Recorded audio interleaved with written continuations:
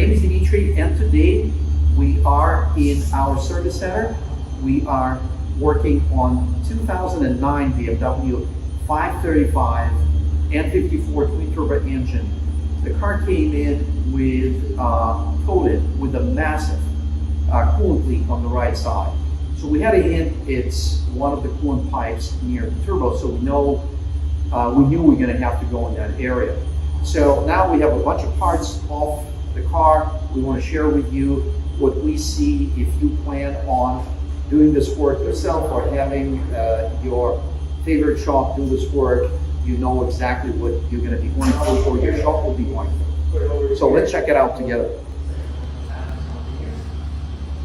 Basically, you're going to have to drop the cross member down, lower it, and there are a few parts that are going to come off the vehicle. Your drive shaft, you can see the engine mount and this extension for the drive shaft. Also, you're going to have to remove your coolant pump and the thermostat as one assembly. Here's the exhaust system that leads to two catalytic converters, and then you have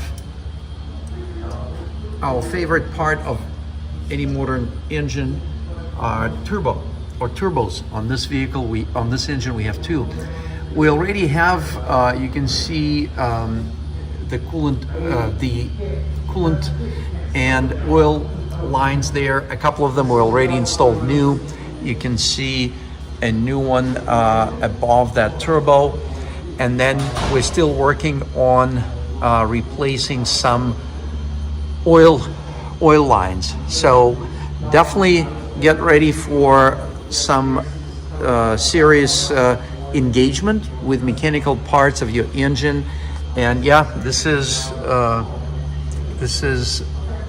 forward turbo, and this is the turbo in the rear right there. And yeah, those are these here are your oil lines. The bigger pipe right there, that's the coolant.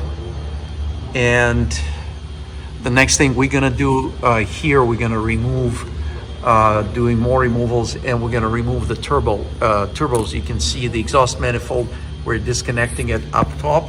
Let's get there. You can see right there, we're disconnecting those flanges. So we're gonna still remove a bunch of parts here. You can now see with the forward turbo removed, and here's the turbo itself. There's a tiny cute 3-cylinder exhaust manifold right there, and here is a turbo. These are the oil and coolant lines in question. And let's look at the rest of it. You can see how it looks from the front of the engine. These are the coolant hoses that lead to the water pump and thermostat housing, which we showed you already. It's right here. Of course, we're going to recommend a few things here while we have it all apart. But now you know how it looks, and we're not removing this turbo because I missed the opportunity to show you. We had it off. We already replaced all the lines. It's back in there. And now you're seeing the exhaust ports from the engine head. Just below that, you can see the head gasket, and then the engine block. And here's the large coolant passage out of the block. And below that, you can see, yeah, we're gonna focus that. Below that, you can see the coolant passage that goes to the coolant line that distributes that to both turbos, right there.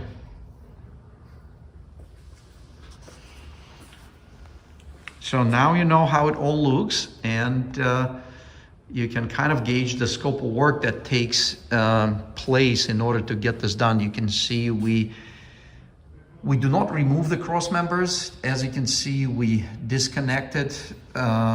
We disconnect everything we need to disconnect, and then we lower the right side of the engine cross member.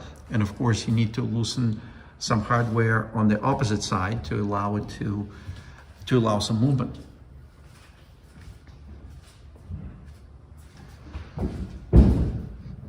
And the car itself here is a nice station wagon.